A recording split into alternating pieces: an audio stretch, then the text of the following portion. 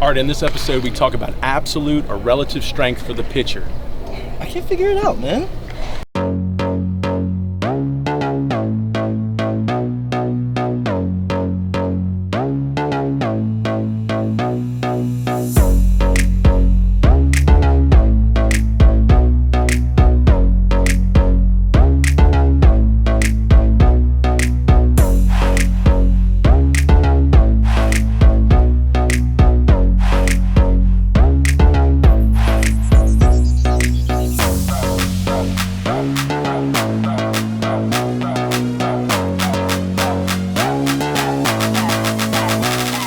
All right, this is Brent Porcio, Stephen Godani, the @TopVelocity #Pitching Tips Show, where you go to Twitter, Facebook, Instagram, ask your question, anything on pitching or anything we do here at Top Velocity, and put the #Pitching Tips, and it's @TopVelocity. Ask your question, and we're going to answer it on the show.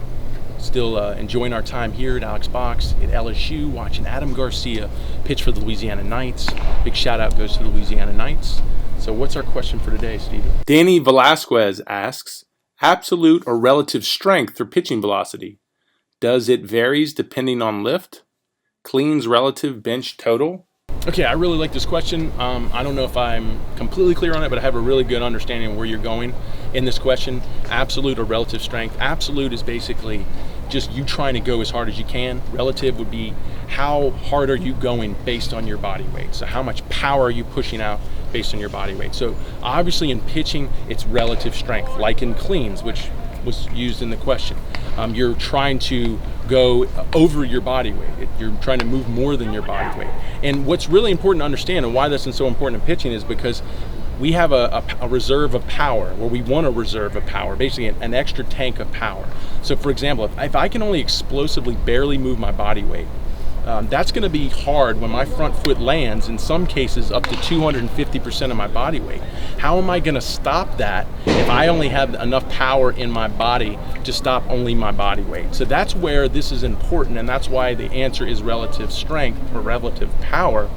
And what is that relative power? We need a reserve, something around, like I say, 150% of your body weight. But how does that relate to that study where 250% of your body weight's hitting front foot strike? That's going to be different, because I'm talking about 150% of your body weight in a power clean. So actually moving weight on the bar, which is going to be different than you just landing with the force of 250%. So I believe if you can get 150% of your body weight or better, depending on your size, taller guys will have to do less. They can be a 1.3. I'm talking 6'5" and up. Guys under 6 feet would have to be a 1.5 and up.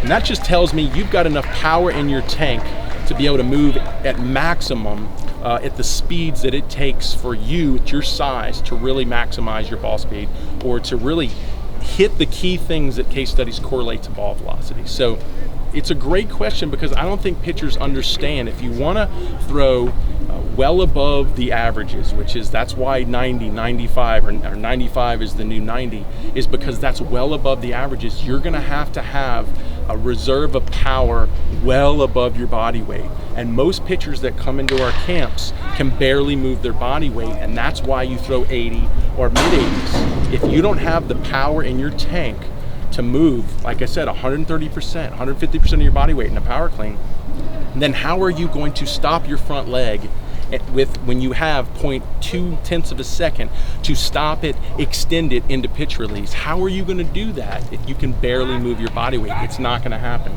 That's why it's critical that you understand relative power in this approach and becoming a high velocity pitcher, and you increasing your power reserve as high as you can, 2 times your body weight, but now you're an Olympian. And if we look at Bryce Harper, I know he hasn't been a pitcher since college, but he can power clean 375, and the guy weighs 230. Look at that power reserve. So that's critical in what we're trying to do. And unfortunately, that isn't part of conventional wisdom. And a lot of pitchers go through their career not being told this. And then they come to my camps at 19 years old, just starting to do some type of Olympic training. And this takes years to develop those kind of power reserves. What would you say, Stephen? By absolute strength, is he talking about like CrossFit kind of, where they do kind of train for endurance with it? Well, it doesn't really define endurance to explosiveness or anaerobic. It's really just defining at maximum. Absolute just means I'm going at max. I'm going as hard as I can. Yeah, but how's that based on your overall power production? Is it above your body weight where does it match up to your body type? Okay. That's when it becomes relative. I see. Okay, so yeah, then if you're kind of training for it in a more you're maxing your body out, kind of going at high intensities, trying to really do a high intensity exercise, like it gets to a point where you're kind of training for endurance too. That it's not so much that you're building power anymore. You're not trying to get your muscles to fire like in a power clean. You're trying to get your muscles to fire in a quick movement with strength. But if you're doing it to where you're trying to just push yourself to the max, like nonstop, you're really building endurance and you're not building power, which is not what we want to do. We want to be building power. And what you would say is what would happen is you're not activating at maximum a maximum amount of motor units, and more than likely you're trying to do more reps to get to exhaustion. So that's where Steven's saying that just training for absolute strength or power would just push you into endurance training. You're right, training and overtraining too. All right, overtraining. So the point is if you can focus more on motor unit recruitment, relative power, increasing that power to weight ratio, then you're going to be going for less reps, which typically we do in our 3X programs, and you're going to be going for basically as much motor unit recruitment and exhaustion that you can put in that muscle in a short amount of time, because that's going to cause it to grow bigger, stronger, and faster. And that's really the approach. It's bigger, stronger, and faster. And that's why you have to use something like an Olympic-based program to really tap into that. A CrossFit program, which can be Olympic-based, but it's high repped, it's time, endurance, and it's more endurance-based. Of course, this gets very complicated. If we look at strength and conditioning, talking energy systems and all this can get very complicated. But to simplify it, let's just say it's not about how hard you go, it's about how high you can build your power over your own ability to move your body weight. That is what's critical, and that's why we set that 1.3 or 1.5 power to weight ratio. And that's where I don't really give excuses to a lot of pitchers are saying I'm not seeing the gains I want when your power to weight ratio is barely broken your body weight. I'm not going to allow you to make excuses, because what do you expect when you can barely move your body weight? You really, really have to get into these higher levels of power production. And that's where you need a program like the 3X Pitching Velocity program, where we have that elite Olympic-based program to maximize power through this approach. So that's a great question. If you want to ask a question, go to Twitter, Facebook, Instagram, @TopVelocity, #PitchingTips. Ask your question, and we'll answer it on the show.